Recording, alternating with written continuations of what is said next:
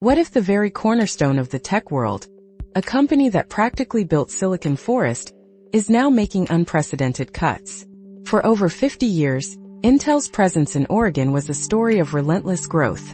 Now we are witnessing a dramatic, painful reversal. You see, back in the 1970s, Intel opened its first Oregon site in Aloha, a manufacturing facility that quickly grew into the state's largest corporate employer and a primary economic engine. For decades, Intel's local footprint only moved in one direction: upward.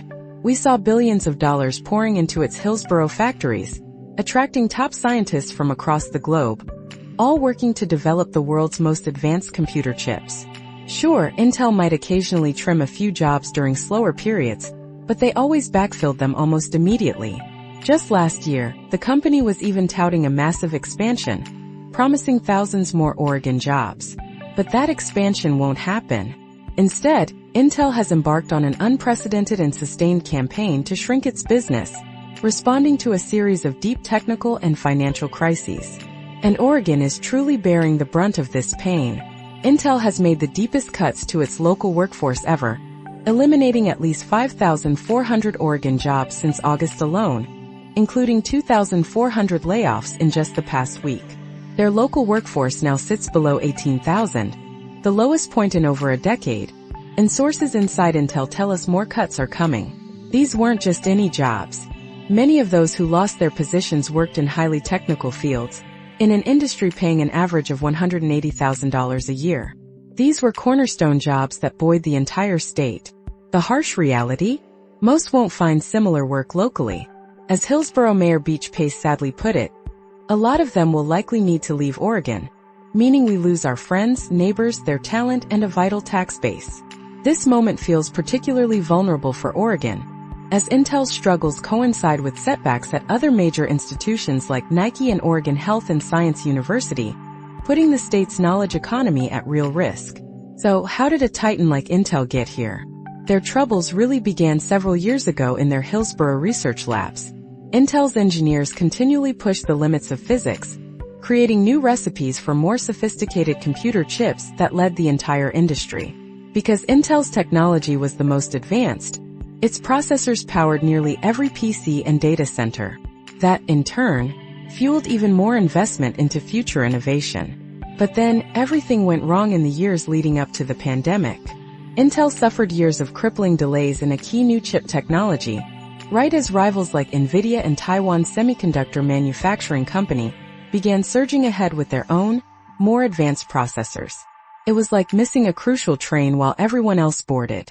Former CEO Pat Gelsinger then embarked on an expensive campaign to catch up, planning to spend tens of billions of dollars. But investors were wary, reluctant to risk throwing good money after bad, and Intel's board ultimately forced Gelsinger out in December. Now new Intel CEO Lip-Bu Tan has a stark vision. He tells employees, "It's simple math. Rivals Nvidia and TSMC combined have only slightly more employees than Intel, yet they are far more profitable." Tan believes a smaller company will move faster and make better decisions. Despite the cuts, Intel maintains Oregon remains central to its future, calling it the epicenter of our cutting-edge semiconductor research, technology development, and manufacturing. But for Oregon, bigger has always been better. The state's general fund relies heavily on personal income taxes from large, high-wage employers like Intel. For many years, Oregon lawmakers even remade the tax code to dramatically reduce the burden for multinational companies, and local officials exempted Intel from most local property taxes. Those local tax breaks saved Intel over $1 billion in just the last 5 years. Even skeptics admit that bet paid off for a long time until now. Intel's immense Oregon footprint was once a massive economic asset. Now, in retreat, the company truly risks becoming a liability at a deeply vulnerable economic moment for the state. Oregon's job growth has slowed noticeably, unemployment is up, and laid-off workers are spending longer on jobless roles. Other sectors are also preparing layoffs. The question for us and for Oregon now becomes, can this highly skilled workforce, this incredible pool of human capital, spark an eventual rebound for the state's economy, instead of a downward spiral? Or is this a fundamental shift for an industry once defined by relentless expansion? This situation clearly puts the spotlight on the need for diversification and resilience in our economy.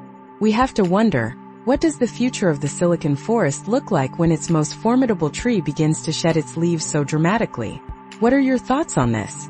You can join the conversation by reaching out on social media or by sharing this episode with a friend who might find it insightful.